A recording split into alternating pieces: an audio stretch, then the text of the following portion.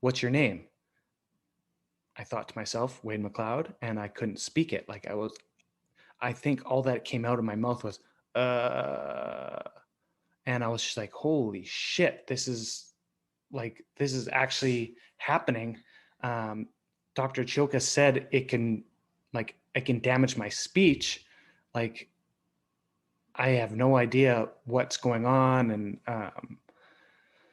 yeah, it was very scary. Wow. Like literally, it's so weird. We haven't talked about this in so long. So it's like, Bringing it's it like back. literally giving me shivers. Like I have shivers too. I can't even, that was literally the hardest thing probably to have processed, because when the doctors came out and they're like, the surgery went really well, we got the whole tumor out, but he's having a little hard time speaking. And we're like, what do you mean he's having a hard time speaking? You're listening to Breaking the Ice, a podcast and community created for wives and girlfriends of professional hockey players, but since has turned into so much more. Stories shared by women around the globe who come together for a sense of connection and community. You may be in the sports industry, a hockey parent, an athlete, or a person who just enjoys podcasts, but I can promise you'll be inspired by these women every single day, while we evolve through the tips, tricks, do's, and don'ts for all things hockey. And guess what? So much more. For women, by women, but especially for a hockey community. So lace them up and tune in for a new episode every Wednesday. Thanks for listening. Surprise! Welcome back to Breaking the Ice. You guys, it has been a freaking minute. I honestly did not intend to take this much time off, and I feel like I kind of said I was taking not that much time off, only like a month, and I wound up taking, I think, like 2.5 months off. But you know what? We all need a break, and I really needed that break. I have so much energy coming back towards the podcast, and it just kind of gave me a moment to, just kind of change some things up, really go over like my strategy for the upcoming season. And I've really, like I said, been focusing on a lot of the behind the scenes stuff that's coming up. So for those that follow along on Instagram, you obviously know that I have a website being built and it's almost finished, just adding those finishing touches. And within that website, there's going to be a membership portal. And it's going to be so awesome. And it's just like another element of our hockey world. It's going to be super affordable for you. And some of the things that are going to be included are workshops and virtual meetups. So it's going to be like a once a month virtual workshops hosted by me and other women in our community, and really influential special guests outside of our community that we can apply to our lifestyles. Also, there's going to be lifestyle guides, so kind of like the ones I've shared with you thus far about having a baby abroad or a packing list, and also going to be a lot of guides just in general for girls that play in North America too.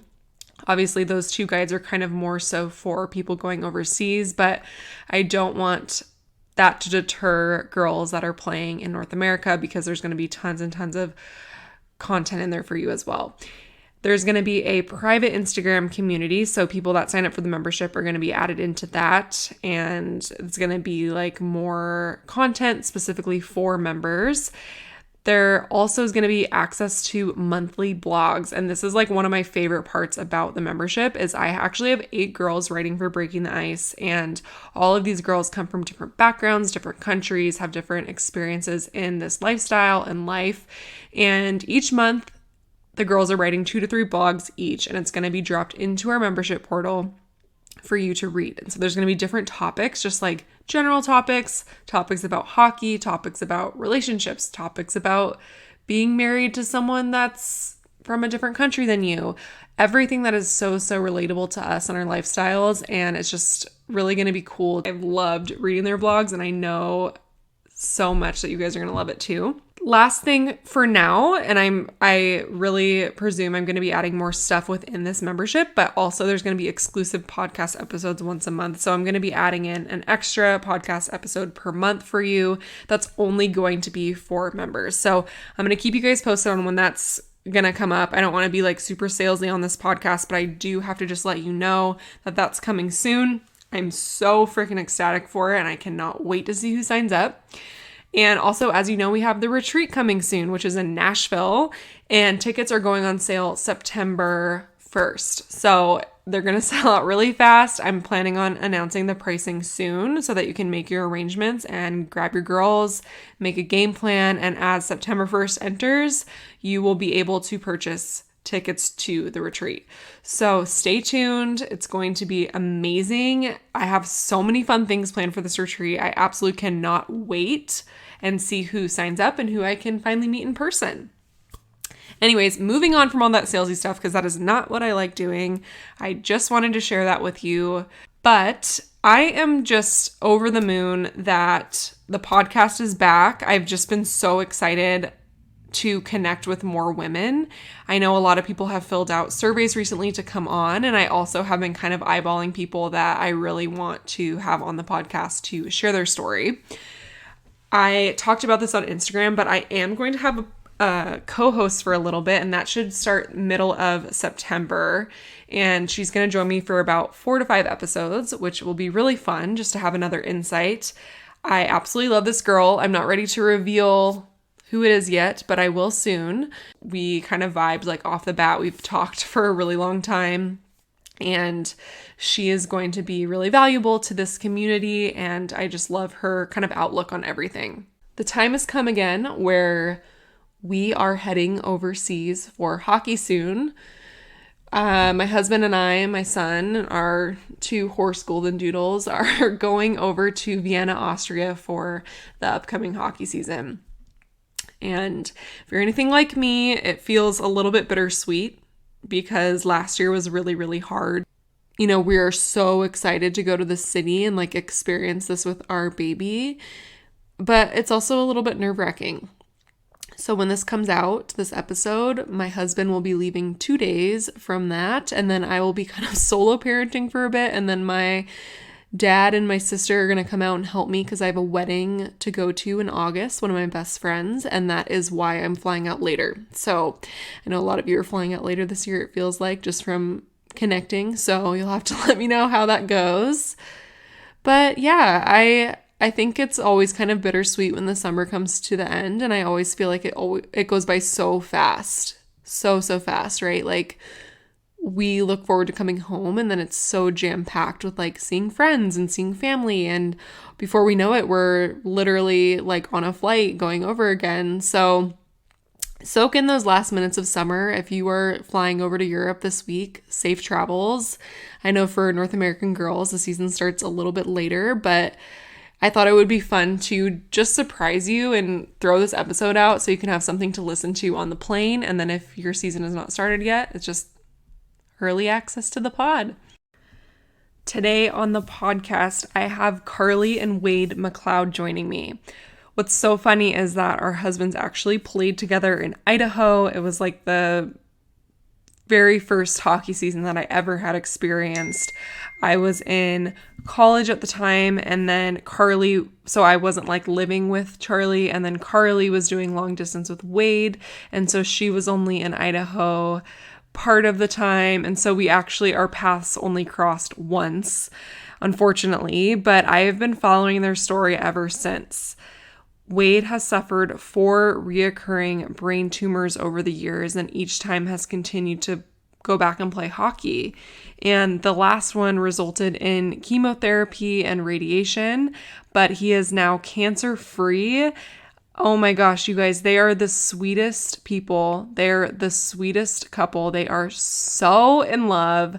And like you can just feel it through this episode.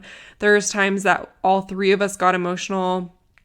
I just was so honored that they came on the podcast to share their story, and I know that you'll be really, really inspired by listening and tuning in today.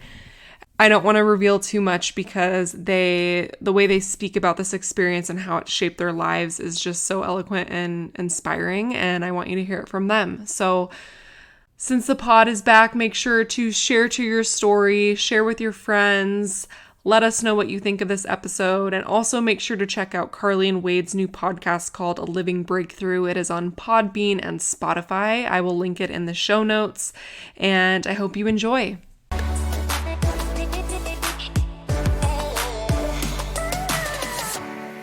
This podcast is sponsored by BetterHelp. For those that have listened to episodes in the past, you know that BetterHelp has come up several times from some of my guests. Living the lifestyle that we do, it is so beyond important to talk about our feelings, and I think that it would be very valuable to have like a third party listening ear to offer advice and insight into our lifestyle and situations.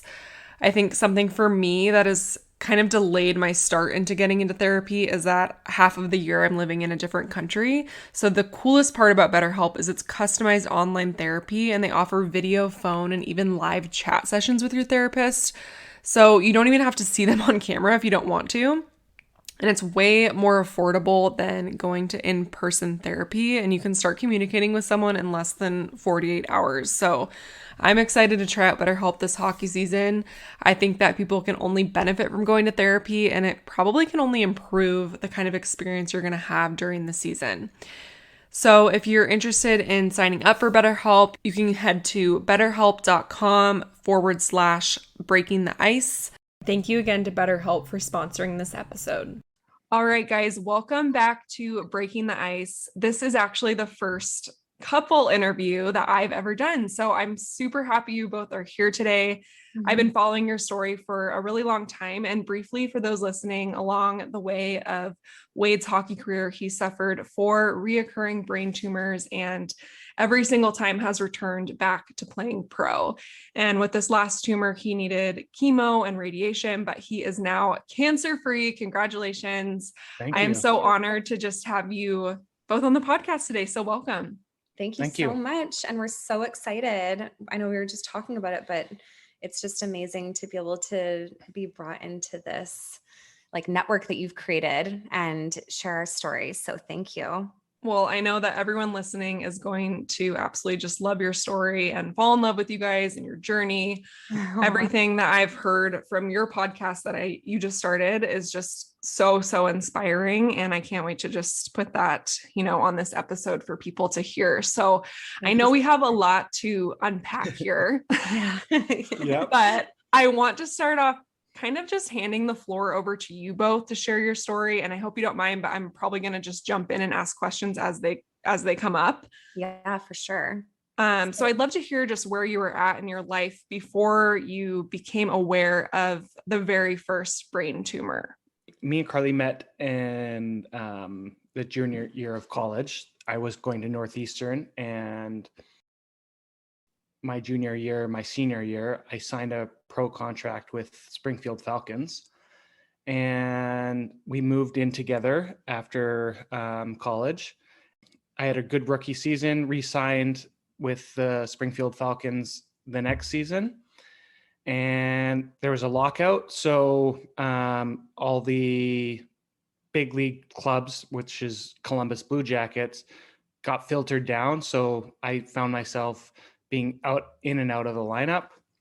I got sent down to East Coast, Evansville, probably for a weekend, and I scored a hat trick, and I got called back up, and the lockout ended, and you were finally getting your way back into the lineup, like working his way back up. And I think, wasn't it the year before you spent the whole year as a rookie proving yourself, and you did work your way up, but then with the lockout, it was kind of like him having to try to prove himself again, which is hard for any hockey player. Yeah. And I remember the rookie season, my assistant coach, who's the assistant coach for Columbus, he said, you can play in the NHL. You just have to work hard.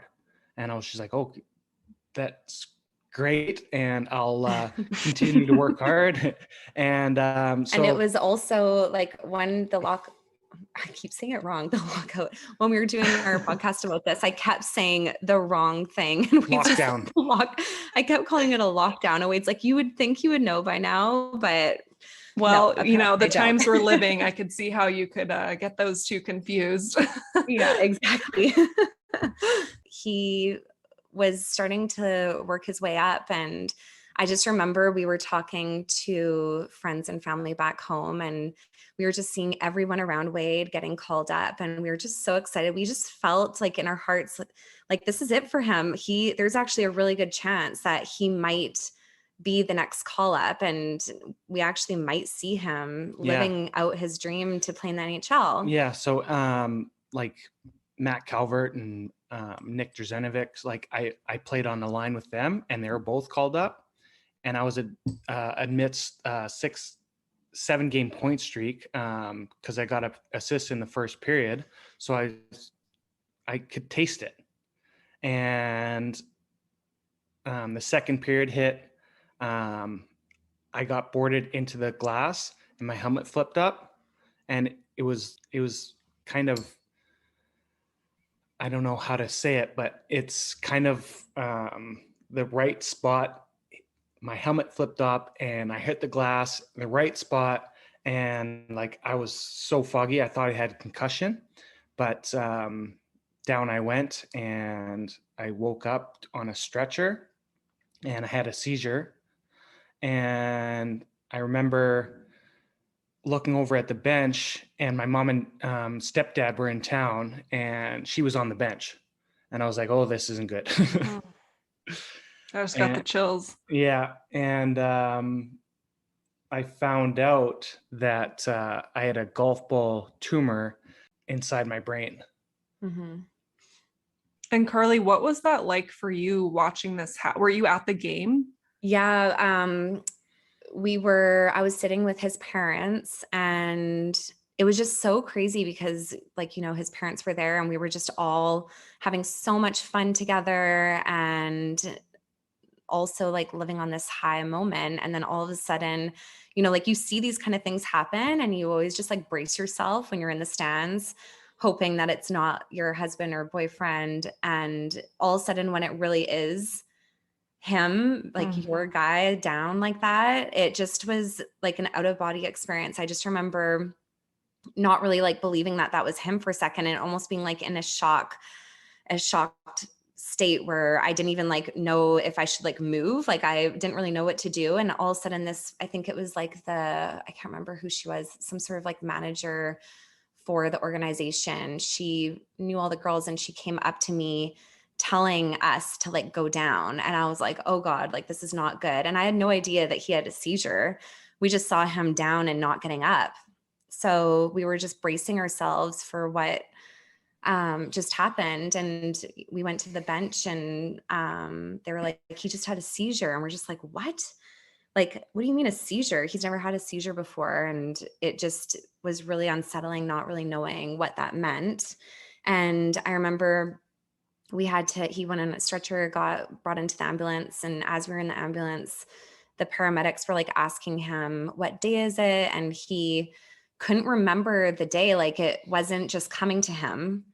So all of that, like just in those moments, it was just really scary, not really understanding what was happening up until we found that mass. And then again, I just remember being up all night in the hospital, just so freaked out of what that was. You're not given like this immediate answer as to like what it is that you're dealing with, or how are we going to move forward. You just kind of are sitting on this unsettling information before being able to like come up with a game plan. So that living like in the unknown, it's really scary when you're dealing with something really, really real like that. Carly's stepdad passed away, It was like a year before that from a seizure. Well, he had cancer, but his tumors were just all over his body. And when he had passed away, it was just a really like fast thing that had happened, and it caught us all off guard. So when we get this result saying that there's a golf size mass in his brain, the first thing that both of us thought of was my stepdad. And we're just thinking like, what's going to happen to you with this news that we're given, you know? And you have to like go through this whole process of getting opinions and figuring out like really what it is that you're dealing with before you even really have answers. So just trying to like process this information and trying to maintain a positive like mindset seems almost impossible in that moment, you know? Yeah, absolutely. And I think like we can all relate when something happens, and from a fan, wife, girlfriend perspective, when you're looking down there, the first thing you think is that my husband, you Yeah. know? And to actually have that happen, and for those that are listening that have gone through, you know, a head injury or like a very serious injury, it's super frightening. Yeah. And it's the worst thing that you can think happen. I think it's obviously it's way more severe, I think, and scary when it's a head injury down there and you know that's what it is. But then to find out all this information on top of what had happened, how were you able to process that as you were going through it? Like, were you just kind of in a daze, or were you able to say, okay, well, what's going to happen from here?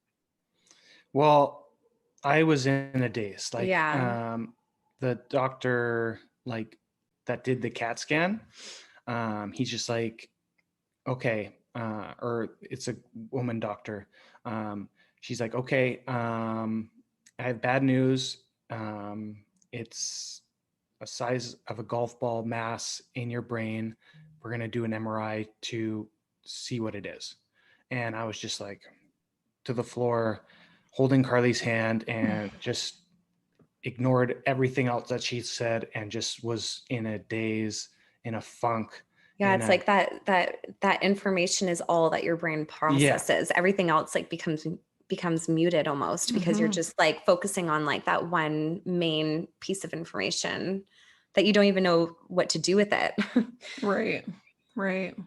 At the time, it was actually like, of course, the number one focus was on us figuring out like what to do with this thing for Wade's health. But as a hockey player, I think that it was a really hard experience for Wade when, you know, you feel like you have your dream at your fingertips, like you could taste it. And then to have it taken away. Yeah. And living in that unknown state. And we ended up seeing this one doctor for an opinion, and the opinion was actually a positive one. Like it was, you could have been living with this. The way I see it, you could have been living with this your whole life. I say it's safe for you to continue playing hockey, and we just keep an eye on it. And Wade's like, great. Like, that's like the best news I could ever hear. So he went to the rink, like so excited to tell his coach. But of course the organization was like, no, I think we need a couple more opinions on this. Cause from their standpoint, it was a very public thing that just happened, you know? And this episode like resulted all over the news. Like people even back home in Vancouver were finding out about this because it was on the news back here. And I remember hearing about it. Oh, do you? I do. Yeah. Were you with your husband now? Like when you were dating him, were you guys dating at the time? Yeah. I can't, which year was that this happened? The first one. 2013. So was it before Idaho? Yes. Well, Idaho, sorry, I'm like getting all these mixed up. That was after the second. No, it's okay. Hockey is just like a constant, like what season was this? What year was this? Yeah. So I played in Toronto the next season, and then Idaho the next season after that. So okay. So he must have told me about that when you guys played together. So maybe I didn't hear it in that moment, but I remember hearing that story about you having a seizure on the ice, and then the result as well. So yeah, that's crazy that it was all over the news. And did they wind up saying, no, you can't come back? Or what happened? They had me go through, I think it was like 3 or 4 opinions, and I got sent, I got sent to Boston to see like a Harvard neurosurgeon specialist. He said that I can get you back in 6 months playing hockey if you have surgery right now, like in the next week. And he said, which made us feel like, okay, this is what we need to do. Yeah. He was like, if my son was you and he had this, I would have him in for surgery right away. And we were just like, okay, that's what we're doing then. Yeah. Because it made it just solidify like just how real this situation was. not that we didn't realize the significance of this, but when you're hearing things from doctors where they're saying, I think let's just take the wait and see approach, it makes That's you not think, very settling. yeah. And it also makes you think, well, maybe this isn't like, this is okay to like, it makes you question, like, is it okay for us to keep on like living with this? And it wasn't settling. Like, I felt like when we were told we need to get this removed, it was so much more relieving for us to know, like, this is the route that we have to take. But it was so scary, like to think that you're going to go under surgery, like literally having your brain be worked on. And not only that, he was telling us these different things like possible side effects. The tumor was located in between his speech and motor skills, and there could be impacts on those, which was really scary. And then he also said there also might be a chance that we might wake you during the surgery so that we can ensure that those functions aren't, sorry, I'm having baby brain, aren't, what's the word? Impaired? Or aren't jeopardized. Yeah, Yeah, exactly. yeah. And I think that was probably like the scariest part about him having brain surgery, because it was just like, what? You might be woken up while you're having brain surgery? Like, we couldn't even comprehend that. Yeah. And Wade, how did you feel going into that, knowing that that could happen to you? To be honest, like I was floored again. The fact that I could be woken up during brain surgery is just unbelievable. And I often thought like, oh, why is this happening to me? Like, but then I switched. Me and Carly talked about this yesterday in our podcast. The conversation I had with a friend that I went to school with, same thing happened to him in junior. And this was literally right when we confirmed, like, okay, I guess like we're doing this, Wade's going to go for brain surgery. And we are trying to comprehend this. And our friend suggested to Wade that he contacts one of his friends. So it was a complete stranger to us. Yeah. But he got him in touch with this guy so that he can talk about his story, because he had a similar experience of having a seizure. But I don't even think our friend knew the significance of how relatable this conversation was for Wade. Yeah. I can remember laying on my bed like for hours and hours, like just texting him like, okay, quick question, whatever. And he actually like had a similar situation, like almost identical. And I was just taken back. And like he had a seizure during a hockey game. Yeah. He had Wow. to have brain surgery. But the biggest thing I think that was so amazing for Wade to be able to ask questions about was that he too was woken up during brain surgery. So Wade was actually able to talk a little bit about that and ask the questions of what that experience was like. Because it's one thing for a surgeon to just tell you this is what we need to do, but to be able to like actually talk to someone with a similar experience. I know this is like maybe more significant, but it really resonates with what we talked about before this podcast, like being able to connect with this community, with all these hockey wives. None of our friends or family get this lifestyle, but we do. So being able to communicate and connect with people with similar experiences is so powerful. So for Wade to have this experience with this guy was just the most amazing thing. Like, it was an amazing gift for Wade to be able to mentally prepare for this. Yeah, I'm sure that was very, very comforting. And I love that word powerful, because I mean, I can't even begin to imagine hearing that news and then them continuing to say, okay, well, we might wake you up. And so did they wind up waking you up? And what was that like? Oh, yeah. Like, I remember it clearly. Oh, yeah. I got woken up and like there was a film of blue. So it's tarp or the tarp or whatever it is. And I heard Dr. Chioka, who's my neurosurgeon. He said, "Hey Wade, how you doing?" And I was like, "Good, I think." And he's like, to all the nurses, he's like, "Wade is a gifted hockey player." And I was just like, "Yeah, I guess so." And like all the nurses laughed, and I was just like, "What's going on?" And he's like, can you wiggle your right fingers? And I did it. And can you wiggle your right toes? I did it. And then he's like, okay, we're going to put you back to sleep now. Next thing I knew, I was out. And I actually woke up in the middle of them stitching me up. And that wasn't a fun experience. Yeah, because Wade, when Wade, oh my gosh, it's like I totally forgot about Yeah. that. So this is like really insane because um the fact that Wade could feel this, most people would just like speak up and tell them that like I could feel this. So then they might like Yeah. do something to Yeah. help them. He But might put me back to sleep, or sure enough, like I thought I could say, I can feel this, and their words were not coming out of my mouth. So I was just like I sucked it up for probably 10 minutes. And when um, they actually removed the blue tarp over my head, and um, I got wheeled out, she's like, okay, one of the nurses is like, okay, what is your name? And I was just like, oh, I thought to myself, Wade Macleod. And I couldn't speak it. And like, okay, what's your name? I thought to myself, Wade Macleod, and I couldn't speak it. Like I think all that came out of my mouth was, uh, and I was just like, holy shit, this is actually happening.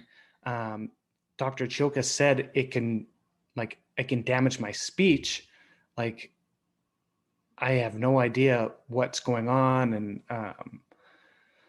yeah, it was very scary.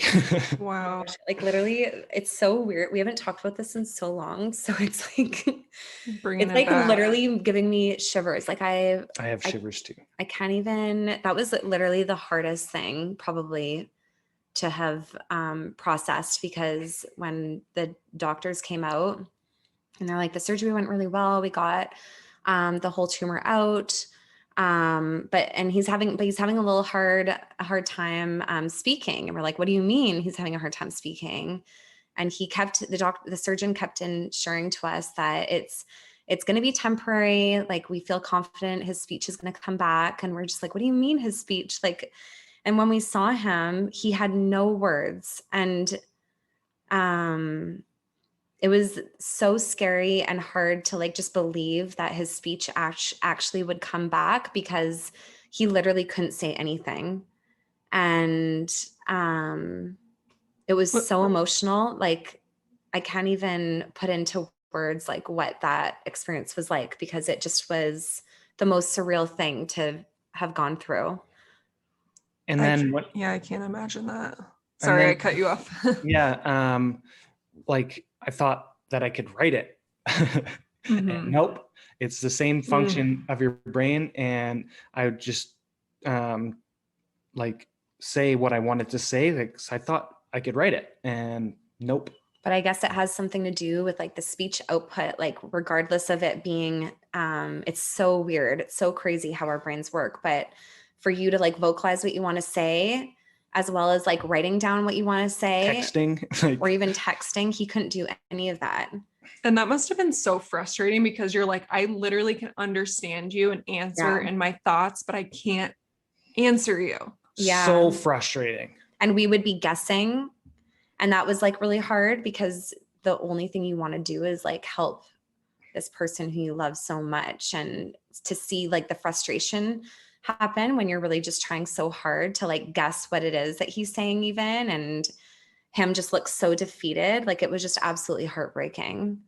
And so how long till, I mean, did it come back shortly after? Was it a while? Did you have to work with someone to get your speech back? Yes. Well, in the hospital, they started right away with like a speech therapist coming in and like doing just simple tricks and teaching us too on how we can help him. I remember there was like me and his mom stayed in the ICU with him all night, the first night. And we were so exhausted. We needed to like go back to the hotel room just to like shower and freshen up. And Wade was still sleeping. So I thought, I'm just going to sneak out of here and just go shower, go release my emotions, because we were just trying to stay so hard for Wade. Or sorry, I can't even finish my sentence. We were trying to stay so strong for Wade. And I remember when we walked to the hotel room, the second I got in the room, my mom was there too. And I just had like the biggest breakdown. And it was just so overwhelming, the emotions, just to process. Like, one, he just had brain surgery. Two, he just had like a golf-sized brain tumor. Like, what does that even mean? And then three, he can no longer talk. Like, will he ever be able to talk again? And he's like the love of my life. What is happening, you know? And I was so upset because when I got back, I learned that I actually missed the speech therapist, which was someone I was waiting on all night. Like, I really, really wanted to learn how to support Wade through this. And of course she came back, but it was really upsetting just to know that like I missed that first chance to like begin my way of learning how to speak with him. But when I first entered that room, he just looked at me and I could tell he was going to cry. And we just like both like just bawled together and held each other. And it just was so surreal because we weren't able to communicate, but just being able to like embrace each other like that and process those emotions together. We both didn't need to talk. We both knew exactly how we felt. And that was like the most surreal experience, like having that type of bond and processing that together without being able to communicate. You're gonna make I'm me sorry. I know you're going to make me, I'm like tearing up right now. You know, you're trying to communicate with each other, but you can't, but you can in a way, like through your emotions. And oh my goodness. But so then when did you finally get your speech back and start to kind of feel like things were getting back to normal? I'm doing air quotes, so to speak, but Yeah. So it was like less than a week after surgery. Yeah. Wade went to a speech therapist. And she said like, this is amazing. Usually people come to me without their headdress on. Yeah, like he still had his bandages all over his head. And like he was just so, this is just as a testament to like what kind of person Wade is. He just fights so hard for what it is that he wants. And, you know, the first thing he needed to do was get his speech back. And he was more determined than anything to make sure that actually became his reality. Yeah. He wasn't going to settle with this. So it's about maybe 2 or 3 months that I partially got my speech back, but then it was like probably like 6 months, say, like that I fully got it back. Yeah. Yeah. I would say like it took like a legit year to be able to get to like where he was before. Yeah. You know, because can you imagine losing your speech and then having to vocalize things with people, friends and family too, that you haven't even seen all year, because we did spend the rest of the season in Springfield to recover. Yeah. And after not seeing your friends and family for so long and then coming back with like a speech impairment, like it was so, I think it was really hard on Wade's like confidence as well. And he just pushed through, and it's just unbelievable. Like, I mean, after he went back to playing hockey again, there's interviews that he had to do, and to be able to lose your speech and then actually build up the confidence again to talk in front of a camera, like that's scary enough for anyone, but then to do that after losing your speech completely, I mean, it's pretty amazing for what he's been able to pull through on so many different levels. What are some ways that you guys were able to cope with what was going on? Like, is there something did you have a really great support system? How were you guys able to kind of be there for each other when I'm sure you were feeling so defeated? Well, I do remember the team in Springfield. Like, we had the most amazing support group that year. Like, most of the players and families had returned from our first year. So we really were like a really tight group, and we built some amazing friendships from that year. And they were truly the most amazing support as Wade was going through his recovery. Like, we felt so much love, not only from friends and family back home, but I think one of the things I just wanted to say was, you know, when you do become a part of these organizations and teams, like, I can't stress it enough of the importance of just really being there for each other through thick and thin, because I don't know how much harder it could have been for us if we didn't have, I can't imagine how much harder it would have been on us if we didn't Yeah. feel the love and support that we felt from everyone on that team. Like, that was pretty amazing. That gave us a chance to, like, I think, pull through it when that first happened. Yeah. And like, I was going to every game, every playoff game, and To feel a part of the yeah, team. to feel a part of the team. And Carly was amazing. Like, she she stuck with me through not speaking for 2 months. She drove me to every single speech therapy. Like, it was 5 days a week, and homework. And I thank God that I found my love of my life. Oh, Yeah. Wade, you're like gonna make me cry now. You guys, oh I'm just my like gosh. always crying about this. But Yeah, it's I honestly, like, I can feel the love that you guys have for each other, like, just through our call. Like, it's so strong. oh, thanks. And I'm so happy that you guys found each other yeah. and supported each other and loved each other through such a hard time. Yeah, so that was my first that was my first brain surgery. Oh my gosh. And Wade, I think, like, also though, you know, when you want something so hard, like so bad, I think that, like, one of the things that also helped Wade get through it was focusing on his goal, and his goal Yeah. was to play hockey again. Yeah. And he never gave up on his goal and his dream. Yeah. And I think that was a huge thing that also helped get through it for him, because, you know, he could have very well just given up right then and there. And he's had many friends say, I don't know how you came back the first time, because I would have just given up on it altogether. But I think it's so important to never give up on your dreams, regardless of how big or small they may be, because, and we've said this before, like, life is way too short to do anything else than to live out your dreams. And that even goes not only to, like, all the guys playing hockey, but for us women, you know, it's so easy to focus so much on our husbands' careers and their dreams, but it's also really important for us to fulfill our dreams as well, and not to let any excuse come in the way. And for Wade, the excuse could have very well been, you know, he, I mean, even from that first surgery, he did lose a little bit of strength in the right side of his body. And he didn't use that as an excuse to stop trying. So when he came home, he trained harder than ever. And he, of course, he knew it wasn't going to be easy getting a contract because everything was so public. Yeah. But he made a couple calls to some old coaches, and one of his coaches that coached him all throughout college was the assistant for Toronto Maple Leafs. Yeah. So he said, like, okay, let me see what I can do.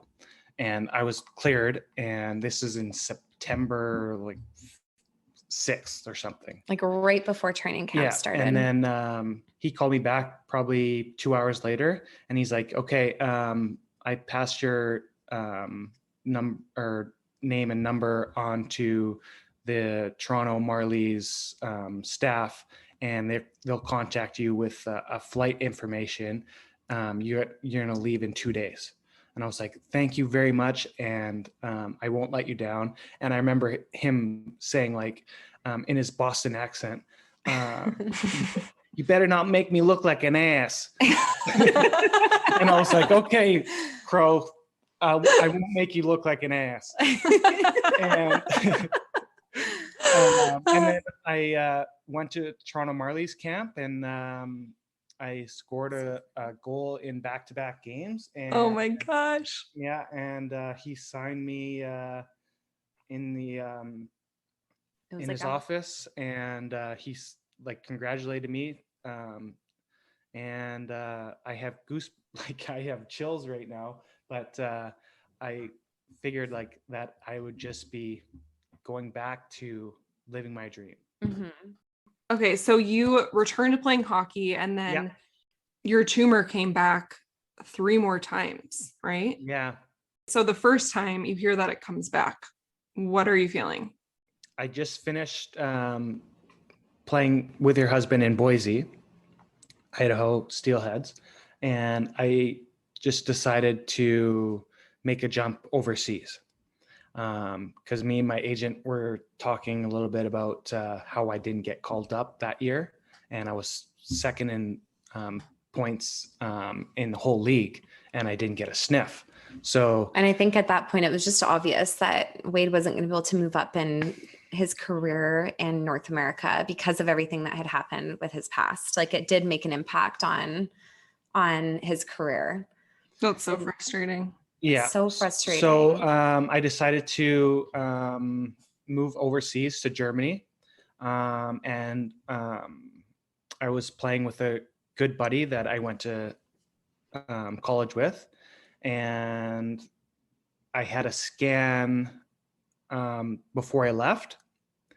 And my doctor called me in Germany. And he's like, I have like some pretty bad news. Like there was a change in your scan. I don't know what it is, but and I was like, the season hasn't even started yet, but I have to deal with this. Like, and he's like, okay, well, let's just get another scan in 3 months and we'll see if it's changed. And sure enough, like I went about my career in Rosenheim, Germany, and like I think that it was my most prolific output in scoring, in goals, and like, and I was on top of the world, and we also were just like really embracing life over there. Yeah. Like hockey wasn't so much about politics anymore. It was more so like a way just having fun and us having fun through the lifestyle of living in Europe, you know? And I think it was just interesting to, it was an interesting experience to just kind of like accept the new path that Wade was on and really embrace it, not dwell on it. Because it's so easy to like look back and be like, oh, like we could have been there. But we really, I mean, of course, had moments where we thought about it. There's still moments that we like will sometimes think about it, but we don't sit in that. We just, we'll process that thought and then just carry on and focus on the new moment that we're living in. Like even right now, Wade is not yet playing hockey, but we tried to just really embrace the moment versus like dwelling on what the past could have been, you know? But yeah, that year was really amazing. Yeah. And we were just living in a dream, it felt like. Yeah. And then like the Rosenheim technicians, like I shouldn't have got there. Like I shouldn't have went with their word, but she's like, oh, it's no change in your brain. And I was like, okay, perfect. And this was such a relief because this scan was right before we came home and we were just about to go on our honeymoon. And Wade, whenever he has scans to see if there's any regrowth, it gives like a lot of anxiety and stress. There's a lot of anxiety and stress that's associated with the follow-up scans. So for her to be able to tell him right then and there, which isn't normal, like usually they send the scans to a doctor to assess, but for her to give him the reassurance that like everything's good, it was such a relief.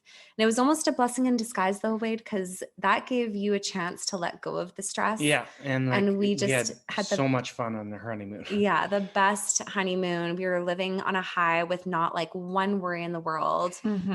And whereas if she maybe didn't even say anything, we would have just been like scared of what was yet to come, because Wade did actually have a seizure shortly before that, like maybe a month or so before that. And it was just like me and him in the living room. And it was just so scary. because like the first thing we think is, oh my gosh, like the tumor's back. Mm-hmm. So for her to reassure us that like, no, it's all good. We're like, oh, thank God. Like maybe that just was a freak incident. Yeah. So then we got back, you had your honeymoon, and then you went back to the doctor again. Yeah. Well, then we got our call from the so doctor. we actually had an email from our doctor, like when we got home, like the first day or second day we got home. And I got an email from my doctor saying, it's growing back. Can you come down to Boston and get it removed? I was just like, wow. And at this time, we no longer had coverage in the States because, of course, we were able to have the surgery down in Boston because he was covered with medical.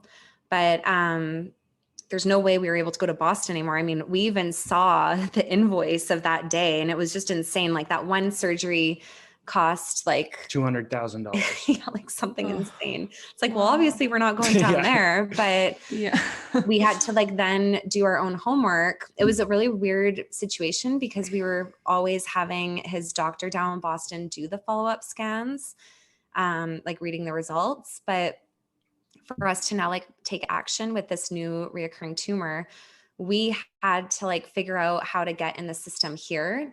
So Wade's family doctor just suggested him like, well, I think the first step would just be getting you into the cancer clinic because it's a tumor.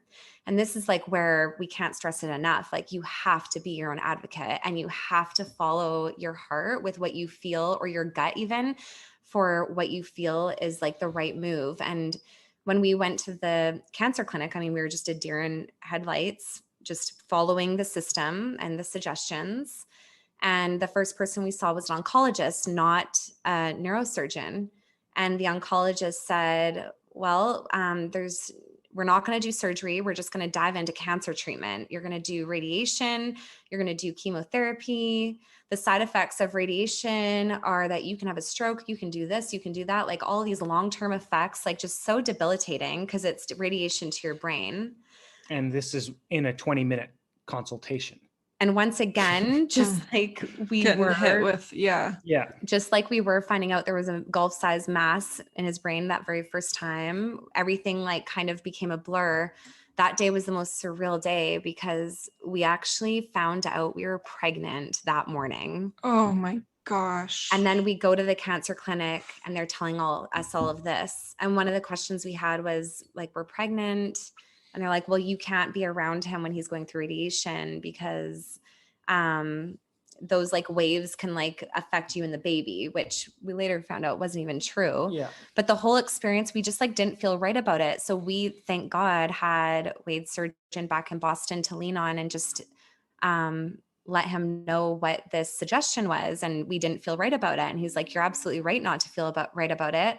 That's like the old school way of dealing with it. It doesn't make any sense to do cancer treatment when you first need to like remove the problem, do a biopsy on the tumor, which we did the very first time, and then confirm whether or not you need cancer treatment. And we kind of already knew that because we went through it the first time. But if Wade had never gone through that first time, we would have just been like, okay, I guess this is what we have to do. Mm-hmm. And you don't know any different. Yeah, exactly. And the thing that just is so surreal is, unfortunately, we ended up having a miscarriage. And if we did go through that, we probably wouldn't be living the life we have with the daughter we have because she was, we were pregnant with her a couple months after having our miscarriage. And if Wade was going through his cancer treatment, we would have never had her as our daughter. Mm-hmm. And so it's just so surreal, like when you think about that kind of scenario as a whole, because that's when I believe like, things in life really do happen for a reason. And the importance of you really following your gut instinct, like it's so important to like follow that feeling and not ignore it. Yeah. Mm-hmm. Well, it took me took us about a month to do research and schedule surgery. And find a new person to replace the first surgeon. Yeah. And then, I don't, And this time it was just like such a breeze compared to the first. Like, Yeah. of course, it was so scary, just as scary as the first. You can't help but like question, are you going to lose body function again? Are you going to lose your speech again? And being pregnant too. Well, at that time, I wasn't yet. It was really crazy because we actually just were going through the miscarriage. Like, it was so crazy. We find out we're pregnant, and then we go to the cancer clinic and process all of that hard information. And then when we go for his surgery, like as he was recovering from his surgery, I was recovering from the miscarriage. So I'm it so was just sorry. like, that's okay. Thank you. But, you know, it was like really hard to, of course, go through that experience. But one of the things that really helped me, anyways, get through it was Wade's mom was talking to me about it one day, and she was just saying, you know, I had the same thing happen to me right before Wade. And literally a month later, I got pregnant with Wade. And I held on to that, just knowing that, like, you know, I will get pregnant again. And the reason for this is probably because the baby just wouldn't have been healthy. And for me to just believe that like I would be pregnant again, and for me to trust that, like, you know, whoever is going to be my child, like I know that I would never have had them if it wasn't for this. And so that's kind of like what I was able to use to like cope with that. And I think it really helped me a lot to like process the whole experience and to just accept it. And what's so crazy, I know this is a little off topic, but our daughter has this imaginary friend who is so real. And I always used to be like freaked out if our child was to ever have a imaginary friend. I just think of every horror movie. But it's actually like a peaceful experience. And I actually strongly believe that this is like a real spirit. And a part of me feels like maybe it was like, I know it sounds so maybe crazy, but I sometimes will believe that like it was maybe who that baby was, because she's so connected with this baby with this person. And the things that come out of our daughter's mouth sometimes just blows our minds. And I'll ask her about it. And sometimes she'll say like, Chloe told me to say that. And I just can't help but think like, if that's, could it be? Yeah. I know it sounds like maybe a little weird to like, No, I don't. but I love that kind of thing. Yeah. I totally believe that could be true. yeah, it's just, I mean, I'm not like an overly spiritual person, but I do. It's your intuition. Yeah, like I don't know. It's kind of interesting how it kind of is full circle, but yeah. So fast forwarding a bit, I know. So the tumor came back 2 more times, and now I think at this point you have 2 kids in the mix, right? No, we only had one. Yeah, we only had one. The reoccurrence happened when I finished the Frankfurt season, and I signed a contract in Dresden, Germany. And then we came home and went to the island to purchase a car. And I went driving to take Carly's uncle for a test drive. And then we walked, we were going for a walk before our ferry, and I had a seizure. And I knew exactly what that meant. Yeah, both of us just knew like the tumor's back. Yeah, and then the tumor was back. I had my 3rd brain surgery, and we decided to not do cancer treatment until, and we changed our whole lifestyle.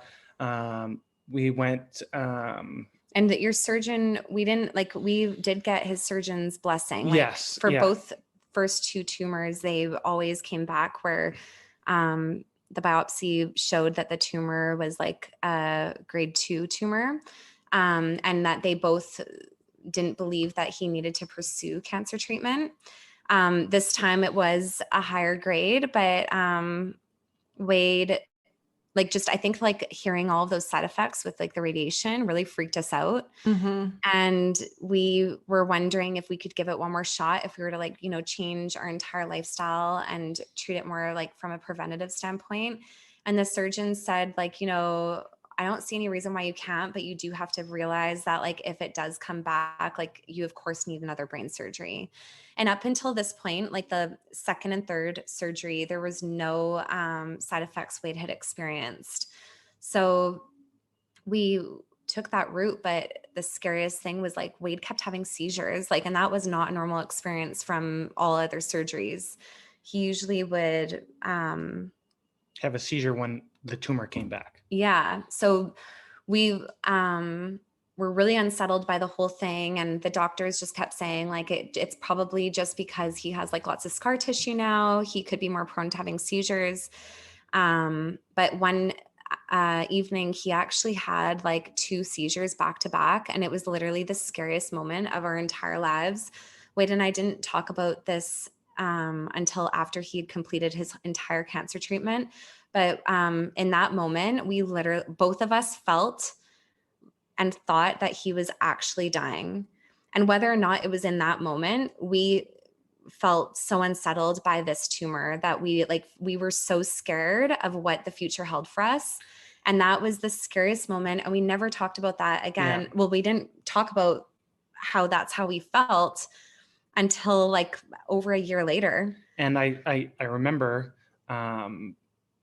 going like the amount of like when I first feel the seizure coming on, it takes like 2 to 3, 4 seconds Before you black out. before I black out. And I was just like, and this was my second seizure of like within a couple hours. And I was just like, okay, this is how I go. Like, and sure enough, I woke up and I got rushed to the emergency and I needed to have emergency brain surgery. And this time the tumor grew back in like 2 months. Yeah. Where Oh my usually gosh. it was like he had like a couple years in between the regrowth. So And so when you're going through this at this point, when you have your daughter, how did that change the way that you felt when this was happening? I guess the emergency that happened so quick, so you probably had to go right into surgery. But Carly, maybe from your standpoint, now you guys have a child together, which is just a whole nother element of making this Yeah. even scarier, right? Well, one thing that was like really different was when Wade experienced the first 2, I was able to be there for him like 100%, and this time we have another little human we're having to take care of. And so, our families were absolutely amazing. They stepped in, like as soon as we realized the tumor came back and he needed an emergency surgery, like he literally had to go to the hospital like the next day.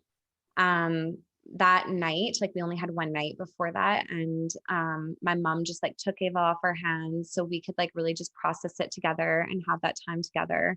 And I think it's like, it was just so much more crazy because you're trying to process these emotions, but you're also trying to like protect your child. And I think like at the end of the day, we learned to like not necessarily protect her too much from the experience because there was only so much we could protect her from.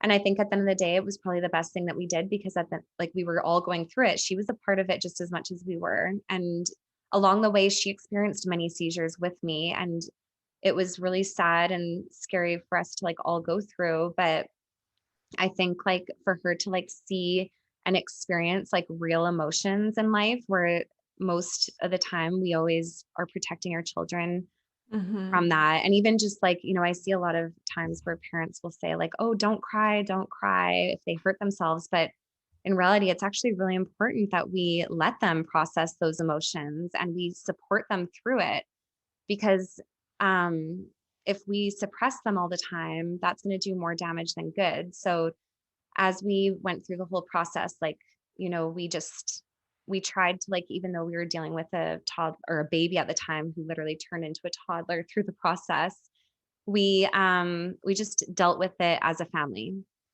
And it was a little bit harder because I always felt bad because Wade, I wasn't able to be there for him as much as I was for the first two, because I was having to do everything around the house and run after our baby. But Wade, I think we talked about it before, like recently, and he was just saying, you know what, it's totally fine, because like all I needed to do was sleep anyways. So she saved us in so many different ways, like made us smile on days we just wanted to cry. And she gave us like a purpose to keep on like living our life, you know, and not just like being stuck in this limbo.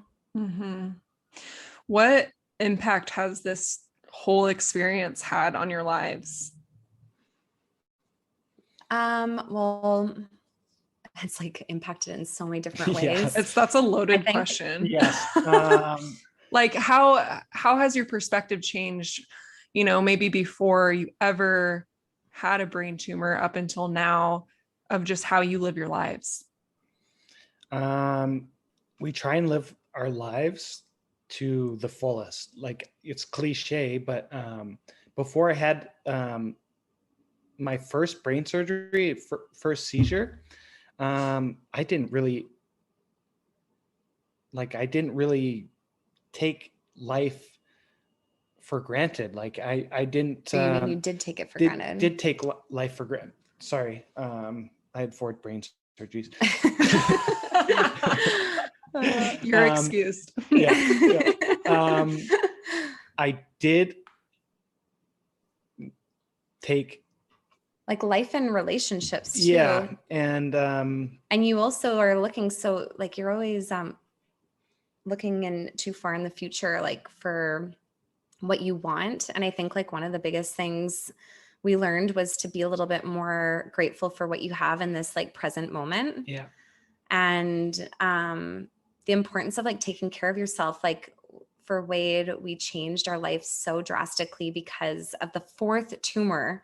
Like, it's just so crazy because like, you know, after his first surgery, we were bringing him like bags of candy because he loved candy. But later we found out that literally is like feeding the cancerous cells. And even like for my own health, like I'm trying to be a little bit more, well, a lot more serious with taking care of my health, because, you know, we have 2 children and I want to be able to live for as long as I possibly can with them. So we take so much better care of ourselves. And it's not even just like the nutrition aspect. It's like our mindsets like have changed. Like there's so many different takeaways that we've been able to take away from this experience. And it's a huge reason why we decided to start our podcast, because we could literally go on forever about like every type of takeaway we had. Right. And that's a great segue, because I was going to ask you, I've told you guys, I've listened to a few episodes and I definitely got emotional during those episodes. Just, you guys are honestly so inspiring and your strength is so inspiring. And I just love, I mean, I'm sure it was a journey to get there, but how positive your outlook is on the situation, because I think the easy thing to do is to, you know, and I'm sure, and if you did go through this, that's okay. And I think that's part of, you know, getting to where you are now, but just that poor me, and it could totally have changed how you lived your life. I just love how your outlook on this. And so will you just tell me a little bit about your podcast and where people can find it? Yeah. So we have it in our link in our bio, both of our profiles on Instagram. And right now we only have it on Podbean and Spotify. We're trying to get it on iTunes, but my Instagram is carly.macleod, and it's KARLY.MACLEOD. And my Instagram is just Wade Macleod, WADE MACLEOD. You can go and find it on our or link on our bio to listen to the episodes. Yeah. And Wade, do you have like a drill or a skills page? I think I was looking at that the other day. That's Headway Hockey, his business account. Yes. Do you do your own social media? Because I mean, it looks really good. It looks so professional. No. We recently hired a social media girl. We recently hired a social media girl because I was getting to be overwhelmed. And I started like an online course business, and I was just being overwhelmed. So I had to get some help. Yeah, I had to get some help. Just outsource that. Yeah, for sure. So your podcast, you tell your story and you kind of dive into these topics, per episode, and kind of focus more on like the little topics inside of the whole story. Is that right? Yes, like that's right. We originally, like when Wade finally was done his cancer treatment, we sent out a thank you video to all of the people who helped us along the way. And after that, we did actually attempt to do more so like vlogs, and we found ourselves like just, going on about the story. There's so many different layers to the story that it just is a little much. So we decided to just break it out into like a focused topic. And with every episode, we really tried to like pull away like the takeaway that we had from that. Mm-hmm. One thing that like Wade and I really try to live by is through any hardship that we deal with, we really try to pull away like a lesson learned from it, because like there's reasons why we have to go through these challenges in life. And I strongly believe that like all of our challenges define our strengths. And I think that the takeaways are just amazing, not only for people who might be going through similar situations like cancer. I think like just being able to learn a lot of these lessons without having to like live through these really hard and real hardships gives you a chance to like understand a greater outline on life and how you could potentially live your life as well. And I think like at the end of the day, there is a huge gift that we were able to receive through this experience. And it was all of these takeaways and lessons that we have been able to learn. So that's what we try to focus on. And it's been an amazing way for us to like reflect and talk about these experiences. Because when you go through it, you kind of just might shut down and not want to talk about it. Oftentimes, like we are talking about we have our first conversation on the podcast. Yeah. And it's obviously emotional. But it's really healing all at the same time. Yeah. I was going to say, I bet that's really therapeutic for you guys to go back and reflect and talk through it together, and you guys have this bond through this experience, as terrible as it was, but how strong that has made your relationship and your love for each other is just incredible. And I mean, we're human, like we still have to work on ourselves, and having these moments where we have time to reflect, which I think is important for everyone. It gives us a chance to like just ground ourselves again, because life just gets back to normal and you lose a bit of your ways. You might lose a bit of your ways. So being able to ground yourself and reflect, I think is just so powerful for you to be able to just like re-strengthen your mindset and understand like why you are where you are. Absolutely. Well, thank you guys so much for coming on the podcast and sharing your story, just the little piece of your story with me. Well, you're welcome. Thank you so much.